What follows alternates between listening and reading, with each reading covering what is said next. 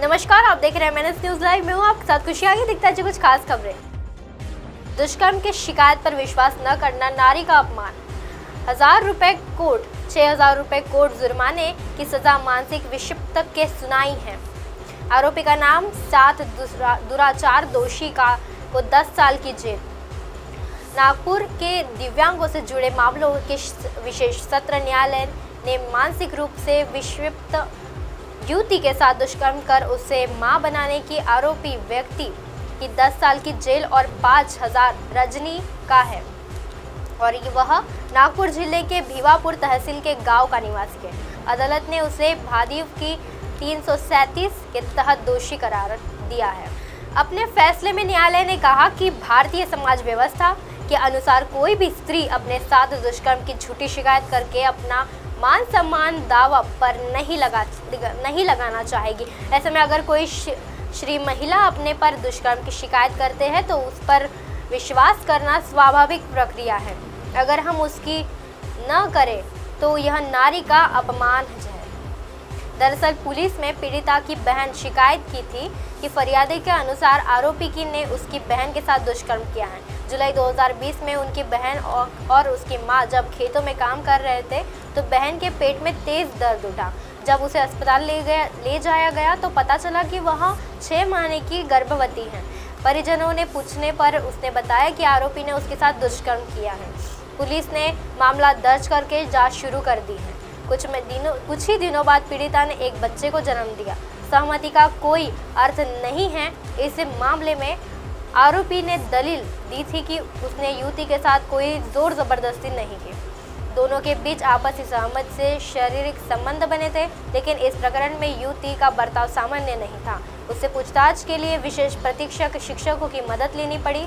युवती से जब अदालत ने सीधे प्रश्न पूछे तो वह प्रश्नों के उलझुल उत्तर देने लगी और उलट-झुलट उत्तर देने से यहाँ तक कि उसने यह भी कहा कि वह आरोपी से प्यार करती है और उसने अपनी सहमति से आरोपी से संबंध बनाए थे। लेकिन जब अदालत में यह सिद्ध हो गया कि युवती मानसिक रूप से विक्षिप्त है, ऐसे में कोर्ट ने स्पष्ट कर दिया कि शारीरिक संबंध में एक मानसिक विक्षिप्त व्यक्ति की सहमति का कोई अर्थ नहीं है। ऐसा संबंध बनाने वाले व्यक्ति को दुष्कर्म का दोषी ही माना जाएगा। मामले में सभी पक्षों को सुनने के बाद न्यायालय ने अपना फैसला सुनाया है। मामले में 2 सरकारी वकील ने बली पक्ष रखा। पैसा दोगुना करने का झांसा देकर 10 करोड़ की ठगी, पति पत्नी फरार। मेडिकल फील्ड से जुड़े 10 से ज्यादा हुए शिकार। राजधानी के 1 दर्जन डॉक्टर से मेडिकल स्टाफ से 10 करोड़ से ज्यादा की ठगी हो गई है। ठगी करने वाले गुजरात के दंपति हैं और विदेश भाग गए। आरोपियों ने तगड़ी प्लानिंग के साथ लोगों से झांसे में लिया। आरोपी खुद को चार्टर्ड अकाउंट बताते थे। उसने फाफाडीह में ऑफिस खोला और जहां लोगों से मुलाकात की। 2 साल तक लोगों की 5% ब्याज के साथ पैसा वापस किया। इससे लोगों को काफ़ी आरोपी पर भरोसा होने लगा। उसके बाद आरोपी ने बड़ी कंपनी में पैसा लगाने का झांसा दिया। झांसे में आकर अंबेडकर अस्पताल की महिला ने डॉक्टर से 90 करोड़ लाख का कर्ज लेकर आरोपी को दे दिया। पैसा मिलने के 6 महीने बाद आरोपी अचानक गायब हो गए। उसने अपना ऑफिस और मकान दोनों खाली कर दिया। एसपी अभिषेक महेश्वरी ने बताया कि अब तक 10 से ज़्यादा डॉक्टर्स और मेडिकल फील्ड से जुड़े लोग सामने आ चुके हैं, जिन्होंने आरोपी राकेश भभूताल जैन और उनकी पत्नी शीतल जैन के पास पैसा निवेश किया था। आरोपी ने 10 करोड़ से ज्यादा की ठगी की। आरोपी ने पूरी प्लानिंग के साथ लोगों से झांसे में लिया और उनका पूरा पैसा लेकर फरार हो गए।